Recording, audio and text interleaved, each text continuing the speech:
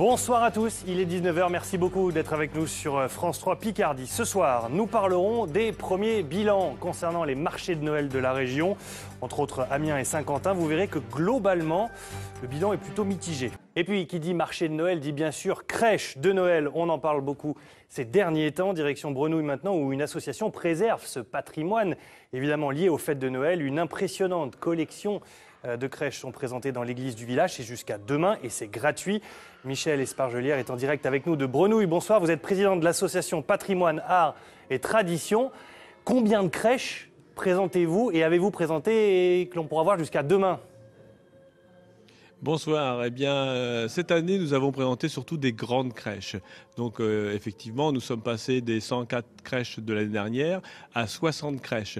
Par contre, les crèches font 2 mètres de hauteur. Nous avons des magnifiques crèches qui ont été réalisées, sculptées par un magnifique sculpteur sur bois, et puis toujours des nouvelles crèches, évidemment.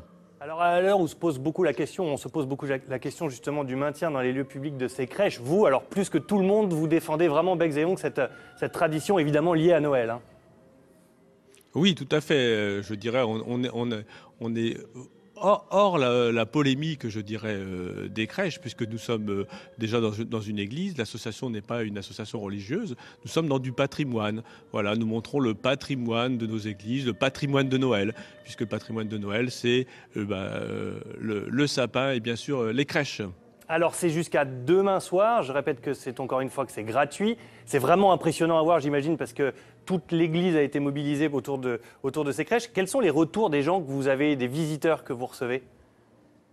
Les visiteurs sont vraiment sont heureux de retrouver, je dirais, la magie de Noël, ce qu'ils ont connu étant enfants, lorsqu'ils se rendaient, pour certains, à la messe de minuit, mais tout simplement dans les foyers où systématiquement on faisait la crèche au pied du sapin.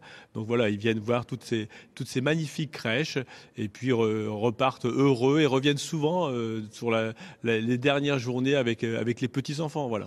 On a vu des images tout à l'heure tournées par Henri Dezonnet. On voit qu'il y a évidemment énormément de crèches. On voit aussi derrière vous qu'il y a pas mal de monde encore une fois. Est-ce que les gens peuvent venir vous déposer leurs crèches, histoire que vous les présentiez au public ? Exactement. Le but de Petit 1, c'est de présenter les crèches que l'association possède, mais aussi nous avons énormément de dons et de prêts. Et je fais appel à tout le monde pour l'année prochaine, justement. Prêtez-nous vos crèches. Si vous avez des crèches petites, grandes, moyennes, mais qui sortent de l'ordinaire, eh bien, c'est le moment de nous contacter. Et puis nous verrons comment l'année prochaine nous pouvons mettre en place ces crèches. Nous avons déjà reçu cette année plusieurs crèches.